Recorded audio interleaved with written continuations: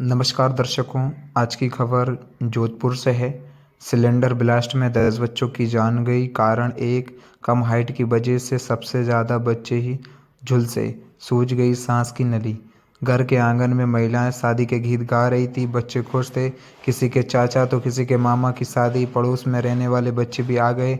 उन्हें इंतजार था कि पास रहने वाले पड़ोस वाले काका की बारात जानी थी, लेकिन तभी सिलेंडर ब्लास्ट हुआ और हंसी खुशी में नाच रहे बच्चों की आग की चपेटों में घिर जाते हैं।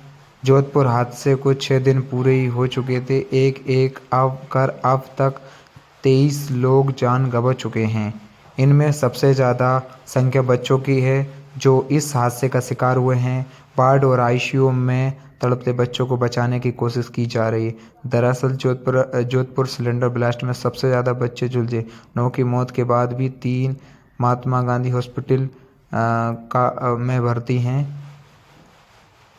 इन बच्चों की अब तक हुई मौत: कुलदीप 7 साल, रतन सिंह 3 साल, खुशबू 4 साल, धाबू कंवर 9 साल, संजन कंवर 10 साल, पूनम कंवर 11 साल, आईदान सिंह 5 साल, धाबू कंवर 16, प्रकाश कंवर 16। इनकी गैस सिलेंडर ब्लास्ट होने में मौत हो चुकी है। और इससे पहले भी एक हादसा हो चुका था और ये दूसरा हादसा राजस्थान के जोधपुर में देखने को मिला है, जो कि बड़ा दुख का विषय है कि छोटी सी लापरवाही आने वाले भविष्य को तबाह कर देती है। अगर आप हमारे YouTube चैनल पर नए हैं तो हमारे चैनल को सब्सक्राइब करें, बेल आइकन प्रेस करें कि आपको आने वाली लेटेस्ट वीडियो मिल सके।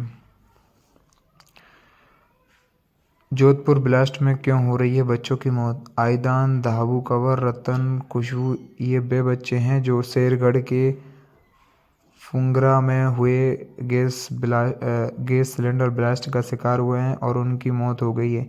इन बच्चों की मौत हुई है, इनके पीछे सबसे बड़ा कारण था इनकी हाइट। इनकी हाइट या तो कम थी या फिर सिलेंडर के बराबर। Medical college principal doctor Dilip Kachhwaha ने बताया कि हाइट की वजह से आग की चपेट में जब निकली तो इन बच्चों का मुंह और गर्दन का हिस्सा जल गया। आग की चपेटें सीधे उनके मुंह और सीने तक पहुंची। ऐसे में ये बच्चे 50% से अधिक झुलस गए। ऐसे में सांस लेने की नली के आसपास सूजन आने लगी और धीरे धीरे सांस लेने में तकलीफ होने लगी। बचाने की भी लाख कोशिश की जा रही, लेकिन डॉक्टर्स भी इन्हें बचा नहीं पाए।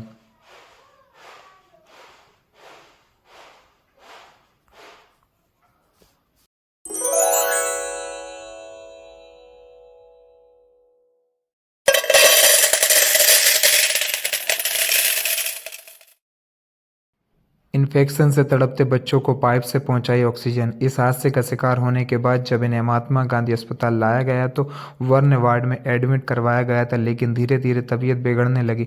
डॉक्टर कछवाहा ने बताया कि मुंह और सीने तक झुलसने के कारण सांस की नली के आसपास एंडीमा लिक्विड्स, जिसकी वजह से सांस लेने में तकलीफ होने लगी है। क्या है एंडीमा? जब वर्ण केस या किसी अन्य कारण ऐसे शरीर के अंदर किसी प्रकार का तरल एकत्रित होने लगता है तो वह सूजन का रूप ले लेता है। ये सामान्यतः वर्ण केस के 2 से 3 दिन बाद होता है। इसे भी मेडिकल टर्म में एडिमा कहते हैं।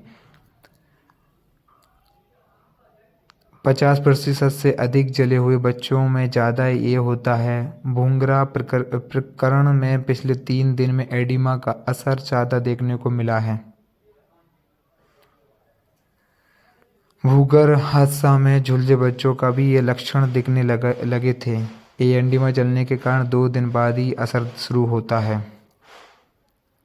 दूल्हे के परिवार से दोनों बच्चों की मौत, 3 लोग बचे। इस हादसे में दूल्हे के बड़े भाई सांग सिंह के दोनों बच्चों की मौत हो गई। 5 साल के रतन सिंह का हादसे के दिन अस्पताल ले जाते रास्ते में ही दम टूट चुका था, जबकि उसके दूसरे पुत्र आईदान का मंगलवार को निधन हुआ जब घर में कोई बच्चा नहीं बचा। इधर दूल्हे के माता पिता की भी मौत हो चुकी है। दूल्हा दुल्हन सुरेंद्र सिंह और उसकी भाभी हॉस्पिटल में हैं। अस्पताल अधीक्षक डॉक्टर राजश्री बोरा ने बताया कि घटना के बाद से ये प्लास्टिक सर्जन रजनीश गावा व अन्य डॉक्टरों की टीम जुटी हुई है। प्रत्येक वार्ड में डॉक्टर्स व नर्स अपनी जिम्मेदारी के साथ साथ काम कर रहे हैं। 24 डॉक्टरों की टीम दिन रात इलाज में जुटी है। इनमें सीनियर और जूनियर सहित रेजिडेंट्स डॉक्टर भी शामिल है। जब गैस कांड हुआ तो गैस सिलेंडर की हाइट के बराबर जो बच्चों की हाइट थी। जब तक इस हादसे में 9 बच्चों की मौत हो चुकी थी। Doctor Dilip Singh Kachhwaha, principal, NN medical college, Jodhpur.